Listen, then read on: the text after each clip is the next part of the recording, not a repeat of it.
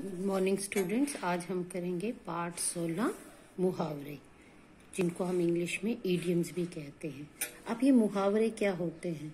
मुहावरे जब कोई शब्द समूह अथवा वाक्यांश सामान्य अर्थ मतलब नॉर्मल जब मीनिंग की जगह पर विशेष अर्थ प्रकट करें तो उसे हम मुहावरा कहते हैं।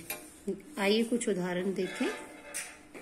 सामान्य भाषा में मुझे बहुत जोर से भूख लगी है।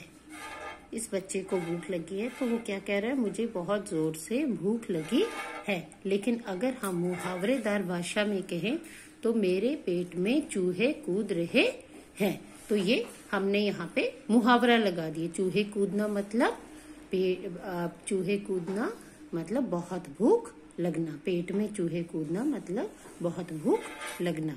नेक्स्ट है अनंत आजकल बहुत कम दिखाई देता है।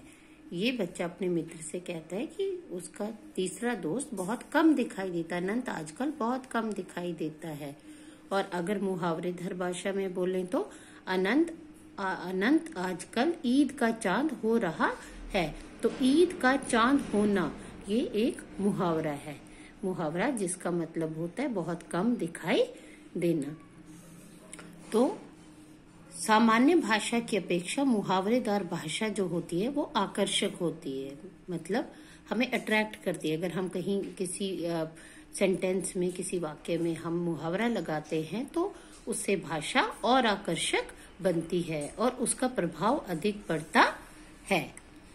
शब्दों के सामान्य अर्थ की अपेक्षा विशेष अर्थ समझा जाता है, तो हम क्या करते हैं? जो विशेष अर्थ है उसको ही समझते हैं। जैसे पेट में चूहे कूदने का तात्पर्य होता है मतलब बहुत भूख लगना है, ये इसका विशेष अर्थ है। तो हम हमेशा जब भी पेट में चूहे कूदना कहते हैं तो उसका मतलब होता है कि बहुत भूख लगना।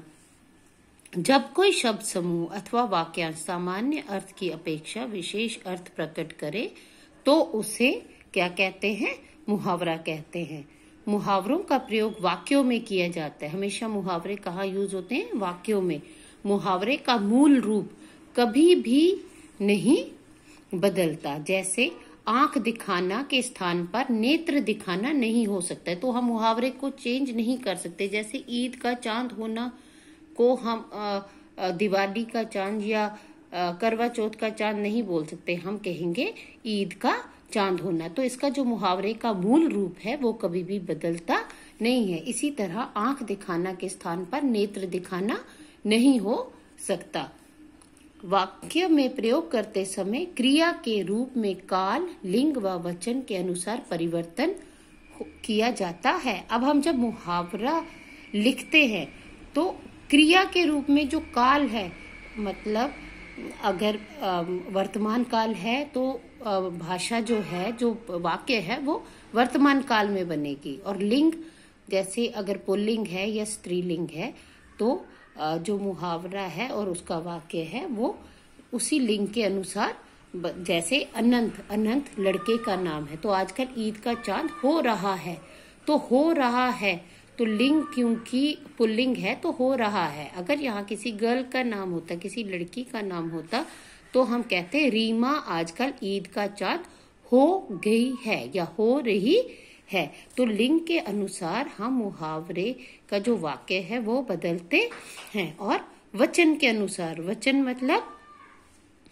एक वचन दो वचन, जिन शब्दों से हमें क्या पता चलता है? किसी भी चीज के, किसी भी चीज एक या एक से अधिक होने का पता चलता है। जैसे मेरे पेट में चूहे कूद रहे हैं, मेरे पेट में चूहा कूद रहा है। तो हम वाक्य के अनुसार, लिंग के अनुसार, वचन के अनुसार हम हर जो मुहावरा है उसको हम लिखते हैं। उसके बाद है आपका कुछ प्रचलित मुहावरे। प्रचलित मतलब कुछ जो जाने माने मुहावरे हैं। मुहावरा, अर्थ और वाक्य। अंगूठा दिखाना, मना करना। ठीक, जब हम किसी को मना करते हैं तो हम अंगूठा दिखाते हैं। रमेश के वेतन मांगने पर मालिक ने अंगूठा दिखा दिया, मतलब मना कर दिया। वेतन क्या होता है? सैलरी, तो सैलरी मांगने पर मालिक ने मना कर दिया। अंग अंग मुस्काना, प्रसन्न होना। कक्षा में प्रथम आने पर मयंक का अंग अंग मुस्काने लगा, मतलब बहुत खुश हुआ। आंख दिखाना, गुस्सा करना। गृह कार्य पूरा न करने पर शिक्षक ने मोहित को आंख दिखाई, मतलब गुस्सा किया। आंखों का तारा होना, बहुत प्यारा होना। हर बच्चा अपने माता पिता की आंखों का तारा होता है। आकाश पाताल एक करना, बहुत मेहनत करना। व्यापार में सफलता पाने के लिए मोहन आकाश पाताल एक कर रहा है।